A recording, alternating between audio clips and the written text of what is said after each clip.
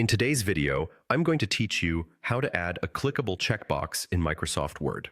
If you've been wanting a simple way to make to-do lists, forms, or checklists, your readers can click right inside the document. This is the easiest way to do it using built-in tools in Word.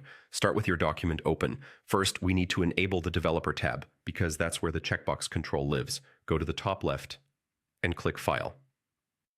In the menu that opens, choose Options. A window will appear with a list on the left. Click Customize Ribbon. On the right side, you'll see a list of ribbon tabs. Find Developer and check the box next to it. Then click OK to apply the change. You'll now see a new tab called Developer at the top of Word. Click the Developer tab. Here, you'll find the checkbox control ready to use. Go ahead and click it to insert a checkbox into your document wherever your cursor is. You can place as many as you need for your list or form. By default, when you click the checkbox, it may show an X.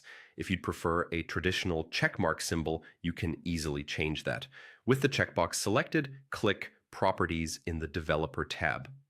In the Properties window, look for the area that controls the symbols. Next to checked symbol, click Change. A symbol picker will open. Make sure you're viewing the Wingdings font, as that's where the familiar checkmark is located. Choose the checkmark you like, then click OK. Click OK again to close the Properties window and save your choice. From now on, when you click the checkbox in your document, it will toggle to a checkmark instead of an X. If you want, you can also customize the unchecked symbol in the same Properties window. For example, you could choose an X for unchecked and a checkmark for checked. For this walkthrough, we'll keep the default unchecked symbol and only change the checked one. This keeps your list clean and easy to read. That's all you need to create clickable checkboxes that work right inside Word. You can place them next to tasks, items to review, or any checkbox list you're building.